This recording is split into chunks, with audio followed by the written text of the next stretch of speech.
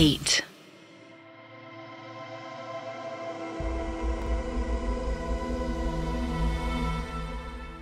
पांच दोस्त जो कि किसी एक ऐसे टाइम लूप में फंस जाते हैं, किसी एक ऐसी हॉरर लूप में फंस जाते हैं जिससे निकलना शायद उनकी आत्मा के लिए बस में नहीं होता, जिससे निकलने के लिए उन्हें कई बार अपने शरीर में वापस आकर लोगों को बताने की जरूरत पड़ती है। मेरे पास जो केस आता है उसमें उन पांचों की एक म्यूचुअल दोस्त जो मुझे ये सारी घटना बताती है कि उसके सारे दोस्त एक रात एक मील में गए और उसके अगले दिन से उनकी बॉडी उस मील में बेहोश पाई गई। तब से ये लोग एक शॉर्ट कोमा में हैं जो एक निश्चित टाइम पर पांचों के पांचों एक सीक्वेंस में उठते हैं और उठने के बाद वो लोग कुछ बातें करके जो वहां हुआ उसके बाद वो लोग सो जाते हैं।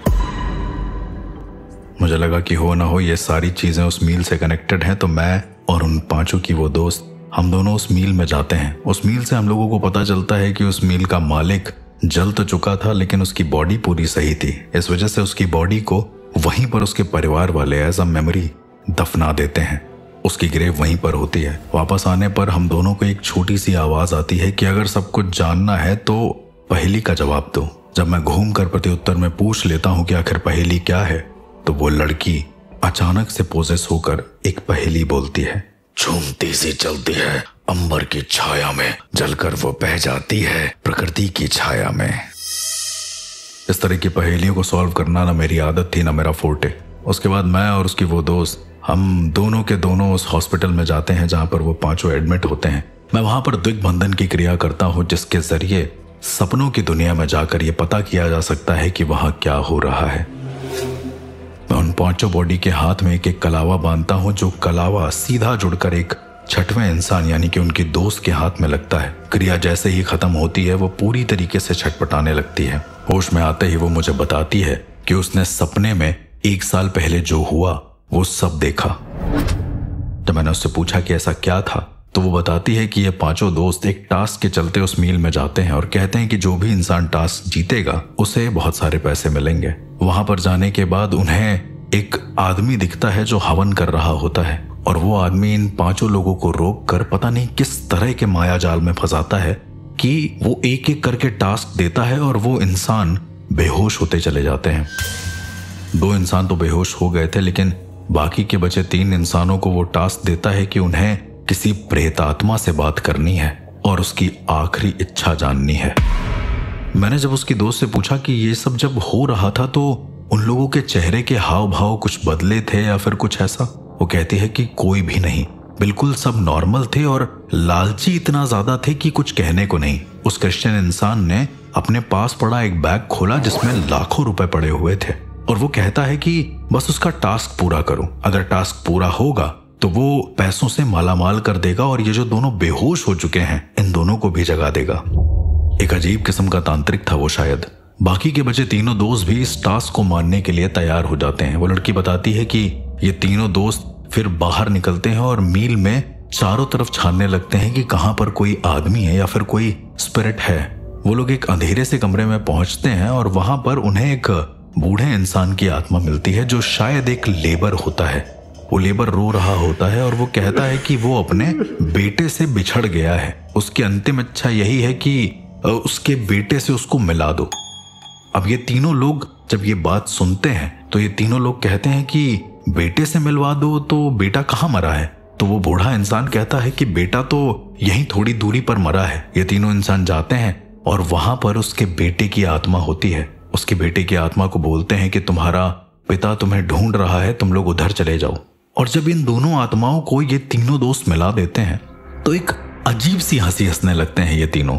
ये कहते हैं कि बताओ, अब तो आत्माएं भी हमसे डर रही हैं, अब हमें पैसे गेन करने से कोई नहीं रोक सकता। इतना पैसा मिल रहा है उस क्रिश्चियन आदमी से, और क्या चाहिए? और भूत इतने आम होते हैं ये उन्हें पता नहीं था। जब वो वापस से तीनों दोस्त उसी बड़े से हॉल में जाते हैं जहां पर वो क्रिश्चियन बैठकर उस तांत्रिक के साथ कुछ हवन कर रहा था, तो वो कहते हैं कि वो टास्क जीत चुके हैं। पर वो आदमी जो हवन कर रहा था, जिसने ये टास्क दिया था, वो हंसते हुए कहता है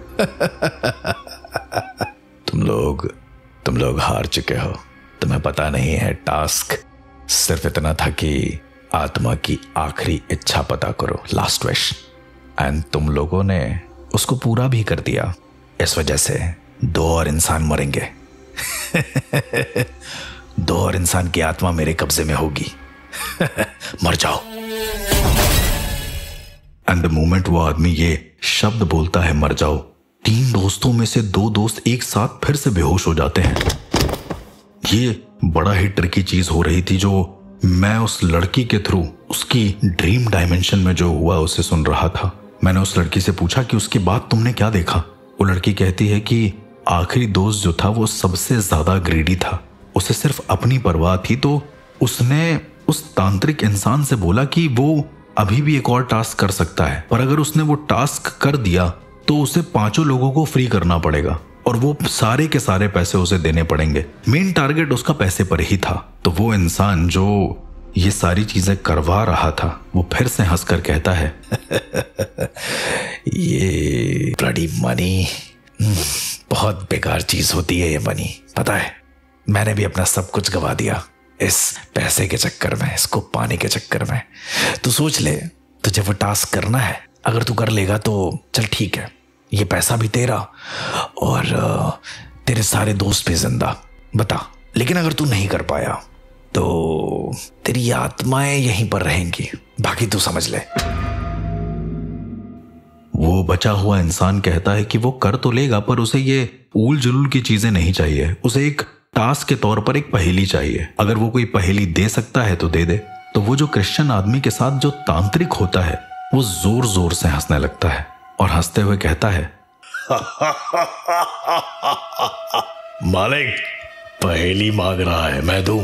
और इतनी ही देर में उस क्रिश्चियन आदमी के चेहरे पर एक अजीब से भाव आते हैं और वो उस तांत्रिक से कहता है कि तुम टास्क दो। वो तांत्रिक हंसते हुए कहता है तो सुन, एक कार्य है, एक पहेली जिसे कोई नहीं बुझा पाया। अगर तू बुझा देगा तो तू जिंदा हो जाएगा।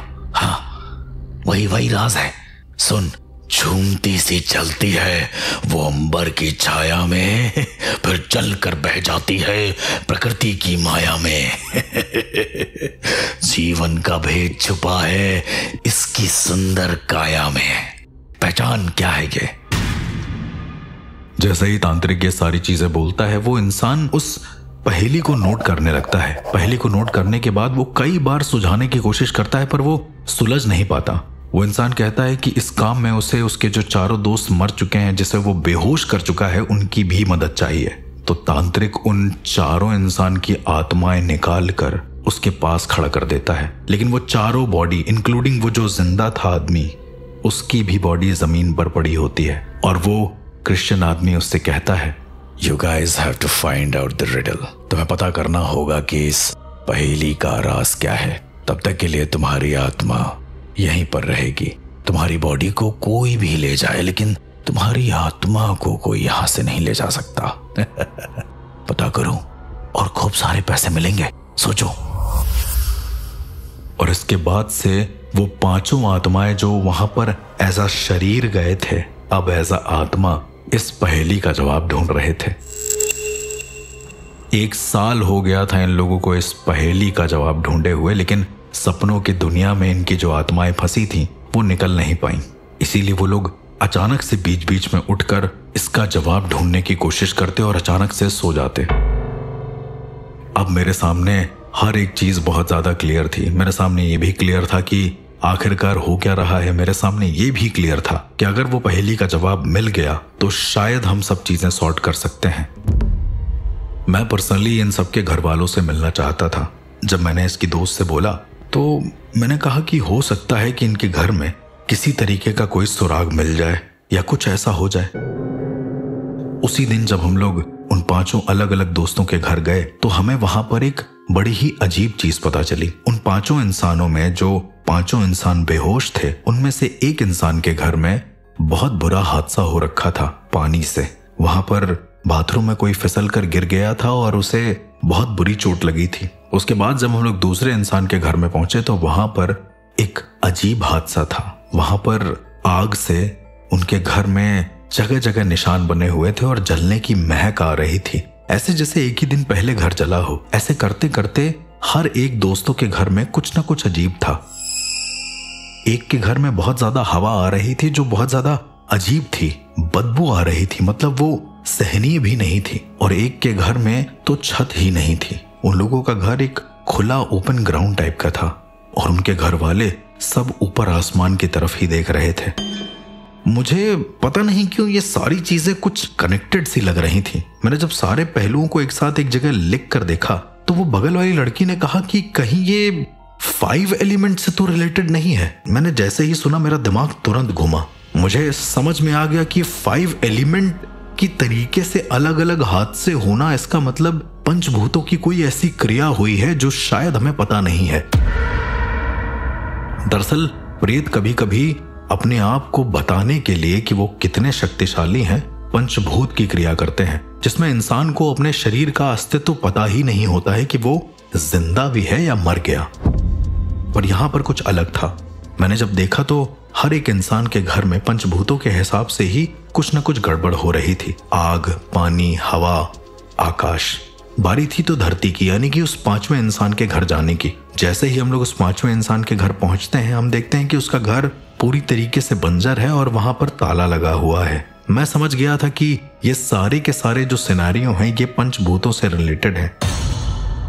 हम वापस से उसी हॉस्पिटल में आए और हर एक इंसान के हाथ में एक ताम्रपत्र दिया जिस पर हमने ये प्रॉपर लिखा कि तुम्हारी पहेली का जवाब है पंचभूतों से बना हुआ एक शरीर, एक बॉडी। शायद इससे तुम्हें कोई फायदा हो। इस बार मैंने उस लड़की को नहीं भेजा। इस बार मुझे ये कंफर्म हो गया था कि अगर मैं इसको भेजूंगा तो शायद ये लड़की मर जाए, शायद ये लड़की फंस जाए। मैंने उन 5 के हाथ में एक एक ताम्रपत्र दिया और ताम्रपत्र में जब उस पहेली का जवाब लिखा था तो वो लोग अचानक से उठे और अचानक से 5 के 5 सो गए। करीबन आधे घंटे के बाद मैं, डॉक्टर्स और जितने भी लोग थे वो ये सब देखने वाले थे कि वो लोग अचानक से उठकर बैठते हैं और अपने कोमा से बाहर आ जाते हैं। बहुत ज्यादा डरे होते हैं। मैं जब उनसे पूछता हूं कि क्या हुआ, वो कहते हैं कि उनके हाथ में एक ताम्रपत्र पे लिखा हुआ था पंचभूतों से बना हुआ पार्थिव शरीर। जो पहेली का जवाब था, उस तांत्रिक को और उस आत्मा को यही जवाब जानना था। इसी वजह से उन लोगों ने इनकी आत्मा को कैप्चर करके रखा हुआ था। वो 5 दोस्त उठे और मुझे बहुत ज्यादा धन्यवाद देने लगे, लेकिन मैंने उनसे कहा कि आपकी जो पैसे लगाने की आदत है वो शायद आपको हमेशा के लिए ले डूबे, इसलिए इस आदत को छोड़ देना और दोबारा से उस मील के अंदर गलती से भी मत जाना। मैं उस मील के अंदर जो भी घटित हो रहा था उसे सॉल्व नहीं करना चाहता था, क्योंकि वो सिर्फ प्रेतों का एक छलावा था। शायद वो इंसान जो उस मील में जल कर मर गया है, जिसकी बॉडी पर खरोंच भी नहीं आई थी, वो इन सब तांत्रिक प्रक्रियाओं में होगा। वो शायद किसी तांत्रिक को बुलाकर अपने मील में हवन कराता होगा और उसी के चलते रात में आग लगी होगी। कुछ भी हो सकता है। अब ये एक हाइपोथेटिकली मैं कुछ भी सोच सकता हूँ, लेकिन इन 5 दोस्तों को मैंने मना किया और उस 6वें दोस्त को मैंने ये सलाह दी कि बिल्कुल तुम भी मत जाना। उसको मैंने धन्यवाद बोला और मैं वहां से चल दिया। करीबन अभी रिसेंट की ही तो बात है, शायद मुझे उन 5 दोस्तों में से एक दोस्त का कॉल आता है और वो कहता है कि एक बार फिर से वो लड़की जो 6वीं दोस्त थी, जो उन सबकी म्यूचुअल दोस्त थी, उसकी बॉडी शॉर्ट कोमा में चली गई है और इस बार वो कह रही है कि उसकी बॉडी को जला दो। इस बार कोई पहेली नहीं है। मैं आप लोगों को बता दूं कि वो लड़की आज भी शॉर्ट कोमा में है। शायद सपनों की दुनिया में जाने से या फिर मेरे साथ उस मील में जाने से उसको कोई दिक्कत हुई। मैं इस बात का पता आज तक नहीं लगा पा रहा हूं, लेकिन मैंने उसकी बॉडी को किसी तरीके से सिक्योर कर दिया है कि उसकी बॉडी पर कोई भी निशान या कोई भी प्रेतात्मा का साया ना आए। पर उसकी आत्मा का क्या, तो शायद किसी दुनिया में भटक रही होगी। इस तरह की और घटनाओं के बारे में जानने के लिए सुनते रहिए the real ghost encounters with RJ अर्श।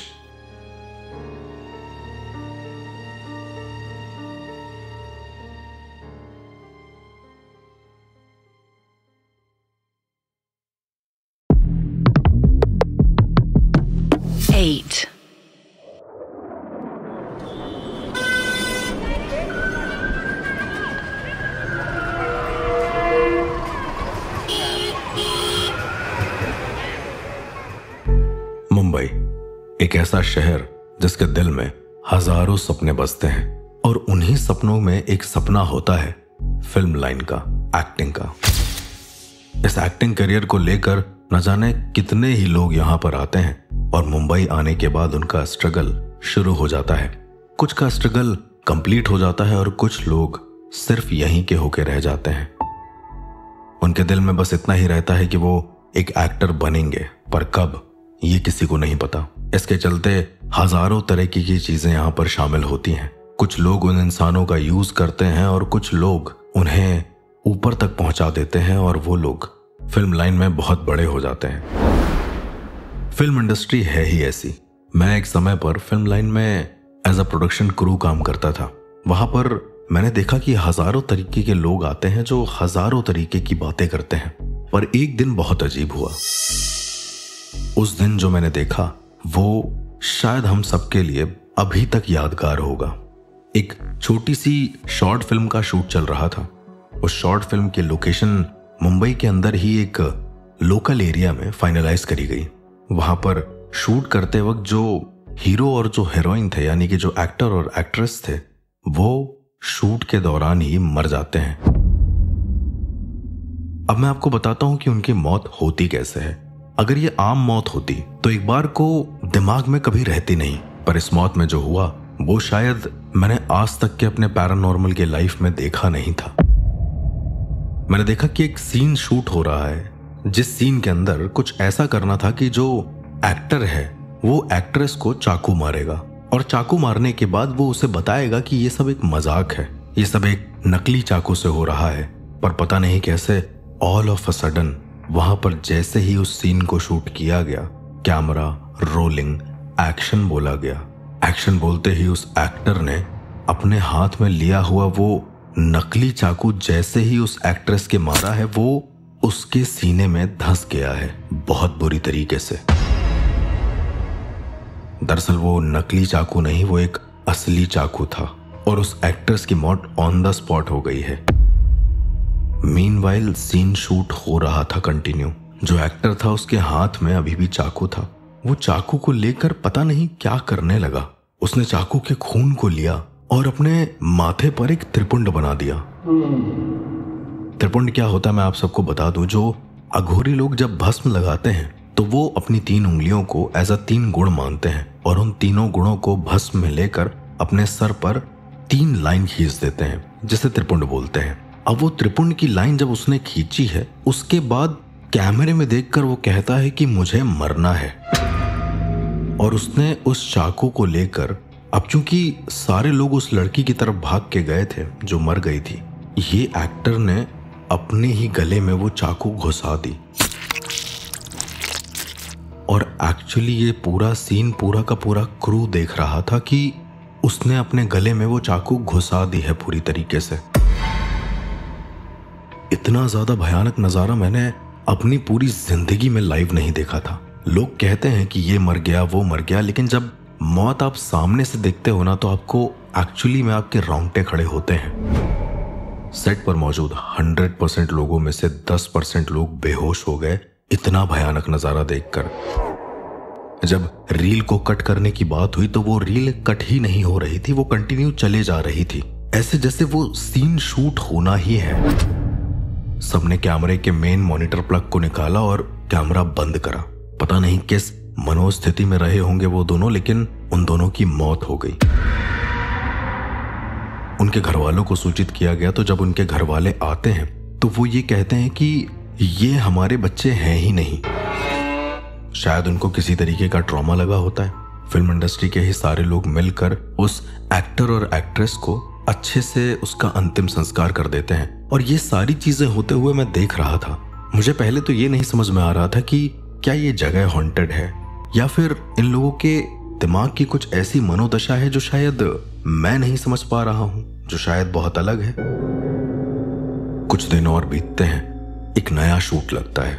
मुझे तो बस इतना लग रहा था कि शायद ये जो जगह है, जिस जगह पर हम शूट कर रहे हैं, ये बहुत ज्यादा हॉन्टेड है। मैंने कई बार उस जगह पर अकेले जाकर देखने की कोशिश भी करी, पर वहां पर मुझे ऐसा कुछ नहीं दिखा। शायद मेरे अनकॉन्शियस मेमोरी के कुछ विजुअल्स रहे होंगे जो वहां पर बार बार उसी एक्टर और एक्ट्रेस की चीज दिखा रहे थे कि जो एक्टर था उसने चाकू मार दी और उसके बाद जो एक्टर था उसने खुद को ही अपने गले में चाकू मार ली। ये बात मेरे लिए बहुत ज़्यादा पुरानी हो गई थी। करीबन 3-4 साल बीत चुके थे। मैं वापस से मुंबई आया था तो मैंने देखा कि एक और शूट लगता है जो कि हॉरर कॉमेडी फिल्म का होता है। मैंने देखा कि उन दिनों हॉरर कॉमेडी का जॉनर बहुत ज़्यादा पीक पर था, तो कई लोग हॉरर के नाम पर मजाक बनाना चाहते थे और कई लोग बना रहे थे। कई डायरेक्टर्स ऐसे भी थे जिनको कहानी तो मिलती थी लेकिन उस कहानी में क्या करते थे वो उन्हें खुद नहीं पता होता था। लेकिन इसी के चलते मेरा दोस्त जो कि मुंबई में उसी फिल्म में काम कर रहा था, उसने मुझे बताया कि एक स्क्रिप्ट फाइनलाइज हुई है और वो स्क्रिप्ट बहुत अच्छी है। उस स्क्रिप्ट में जो एक्टर होता है वो अपनी प्रोटैगनिस्ट को, उस स्क्रिप्ट में जो एक्टर होता है वो बहुत ही ज़्यादा अच्छे रोल में होता है। और मेरा दोस्त एक्टर का भाई था। उसने बताया कि हॉरर कॉमेडी ऐसी है कि एक हाईवे का सीन शूट करना है और उस हाईवे के सीन में बीच रास्ते पर जब गाड़ी जा रही होती है तो उसे बीच में एक चुड़ैल दिखती है। मैंने कहा कि मुझे आज होना है उस जगह पर, मैं भी देखता हूँ शूट, क्योंकि काफ़ी टाइम हो गया था मुझे एपिसोड्स को देखे हुए। पर एक बहुत अजीब चीज़ हुई उस दिन। जो चीज़ें देखी वो बहुत ज़्यादा अलग थी। देखिए, जब हॉरर की बात करते हैं तो अगर एक इंसान अपनी दृष्टिकोण से कोई हॉरर ऐसी सब्जेक्ट को देखता है तो शायद वो पागल हो सकता है। 2 इंसान देखें तो इन्फ्लुएंस में हो सकते हैं, 3 देखें तो भी हो सकते हैं। लेकिन क्या होगा अगर पूरा का पूरा क्रू उस चीज का साक्षात्कार करे जो आम है ही नहीं, जो सुपरनैचुरल है, जो पैरानॉर्मल है। उस दिन सेट पर ऐसे ही कुछ हुआ। मेरे आने से पहले पहले कोई घटना हो नहीं रही थी, सब कुछ सही चल रहा था। लेकिन उस दिन शूट के समय जो हुआ वो रोंगटे खड़े कर देने वाला था। मेरे लिए तो सब कुछ नॉर्मल था क्योंकि मैं ऑलरेडी ये सब चीजें देख चुका था। इस बार भी सीन उसी लोकेशन पर शूट होना था, बस उस लोकेशन के अपोजिट में एक हाईवे बना हुआ था जिस हाईवे पर ये प्रॉपर शूट होना था। उस हाईवे के सीन में एक कार वाला गाड़ी चलाते हुए आता है और उससे बीच में एक लड़की दिखती है। रात का शूट था तो हम सब सिर्फ मॉनिटर में देख रहे थे। उस मॉनिटर में देखते देखते हम क्या देखते हैं कि सीन स्टार्ट होता है, डायरेक्टर कैमरा रोलिंग बोलता है और अचानक से जैसे ही कार हाईवे के बीच में आती है एक लड़की वहां पर खड़ी होती है। वो लड़की शायद वही एक्ट्रेस होती है। जैसे ही कार रुकती है वो कार में बैठती है और वो लड़के से कुछ बात करती है। अब सीन ऑन था, उसी ऑन सीन के चलते क्या होता है कि लड़की जो एक्टर है उसका गला दबाती है। ये सीन के स्क्रिप्ट में था, लेकिन उसी के साथ साथ एक और भयानक हादसा होता है। वो लड़की तुरंत लड़के के मुंह पर काट लेती है और उसके पूरे मुंह में खून निकलने लगता है। बहुत बुरी तरीके से जब ऐसा होता है तो सीन को कट किया जाता है और कट करने के बाद सारे लोग, सारा क्रू उस एक्टर और एक्ट्रेस के पास पहुंचते हैं, लेकिन मैं पीछे ही बैठा होता हूं। मैं ये सारी चीजें ऑब्जर्व कर रहा था क्योंकि ये चीजें अब दोबारा मेरे साथ हो रही थी और मेरे ही आने पर हो रही थी। अब मेरे लिए बहुत ज्यादा सरप्राइजिंग बात हो चुकी थी। मैंने जब कैमरे में देखा तो कैमरा ऑन था, ऐसे जैसे वो सीन रिकॉर्ड होना ही हो। इसके बाद जब मैं वापस से एक्टर और एक्ट्रेस के पास गया और उनसे पूछा कि तुम्हें क्या हुआ था, तो जो एक्ट्रेस थी वो कहती है कि उसे ऐसा लगा कि स्क्रिप्ट में ये लिखा है कि उसके मुंह पर काटना है गला दबाने के बाद, तो उसने काट लिया। पर इतनी बुरी तरीके से ऐसा कुछ कहीं मेंशन नहीं था। कैमरा बैक एंगल से लेना था तो किसी को पता नहीं चला, लेकिन लड़की जैसे ही हटी थी उसका पूरा मुंह लाल था। जाहिर सी बात है कि उसने उसके मुंह पर काटा है। लेकिन एक चौंकने वाली बात यह थी कि जो एक्टर है उसने कोई रिएक्शन क्यों नहीं दिया। जब उससे पूछा गया तो वो कहता है कि उसकी आंखों के सामने अचानक से अंधेरा छा गया था, ऐसे जैसे स्क्रिप्ट में कुछ हो ही ना। और उसके बाद उस लड़की ने जब उसे काटा है, जब उसे दर्द हुआ है, तब वो चिल्लाया है। इतना ज्यादा पेचीदा केस मैंने आज तक समझा नहीं था। मैंने वहां के डायरेक्टर से भी पूछा, मैंने कहा इससे पहले ऐसी कुछ घटना, तो उन्होंने बताया कई बार ऐसे सीन शूट करते समय ऐसा हुआ है कि एक्टर और एक्ट्रेस जो है वो पूरी तरीके से पागल हो गए हैं। मतलब उन्होंने जो स्क्रिप्ट में लिखना था उसकी जगह कुछ और ही कर दिया है और वो पिक्चर को या फिर उस सीन को उस पूरे के पूरे शॉर्ट फिल्म में से काटना पड़ा। मुझे लगा कि हो ना हो इस जगह पर कोई ना कोई बहुत बुरी शक्ति मौजूद है जो सारी ये चीजें करवा रही है। मैंने उस फिल्म की स्क्रिप्ट देखी और उसके बाद उस फिल्म की स्क्रिप्ट मांगी जो फिल्म मैं पहले देख चुका था, जिसे मैं पहले देखकर यहाँ से जा चुका था। वो दोनों स्क्रिप्ट को मैच किया। उन दोनों स्क्रिप्ट में ऐसा कुछ खास था नहीं।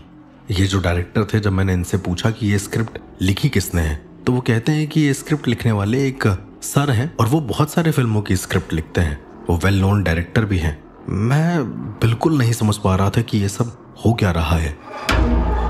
अगले दिन एक और सीन शूट होना था। एक्टर और एक्ट्रेस को तो हॉस्पिटल भेज दिया गया, लेकिन जो बाकी नेगेटिव रोल्स थे उनका प्ले होना शुरू हो गया। उस सीन में वो लोग हॉन्टेड गांव की स्टोरी बताते हैं। उस पूरे सीन में वो लोग एक जगह की स्टोरी बताते हैं कि वो जगह हॉन्टेड है। 3 अलग अलग बूढ़े इंसान जो एक जगह को एक्सप्लेन कर रहे होते हैं। उस सीन में एक छोटा सा घर होता है। वो तीनों बूढ़े बताते हैं कि ये घर आज से करीबन 600-700 साल पुराना है और इस घर में आज भी कई सारी आत्माएं हैं। ये सीन जब रिकॉर्ड हो रहा था तो कैमरा ग्लिच होता है बहुत बुरी तरीके से, और मॉनिटर की बटन को जब रीसेट करा जाता है तो वहां पर वो तीनों बुढ़े नहीं होते हैं, पर सामने शो हो रहे होते हैं। वो तीनों एक सपोर्टिंग आर्टिस्ट थे जो शायद डेली के हिसाब से आते थे। जब उन तीनों से बोला गया कि आप लोग हो कौन, तो वो कहते हैं कि हम यहाँ पर बस केवल फिल्म को देखने आए थे कि सही चल रही है या नहीं। और इतना बोलते ही वो तीनों के तीनों बूढ़े वहां से इतनी स्पीड में भागते हैं जैसे कोई आम धावक यानी कि आम रेसर भी भाग ना सके। और वो लोग कहाँ चले जाते हैं किसी को नहीं पता। कैमरे में उनकी एक भी फुटेज नहीं आती है।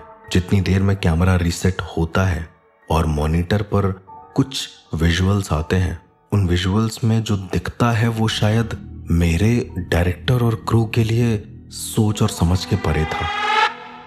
जैसे ही कैमरा रीसेट होकर मॉनिटर ऑन होता है, अचानक से खून के धब्बे पूरे के पूरे स्क्रीन पर आ जाते हैं, ऐसे जैसे कैमरे पर किसी ने खून के धब्बे स्प्लैश कर दिए हों। लेकिन कैमरा देखने पर पता चलता है कि वहां पर तो कुछ भी नहीं है।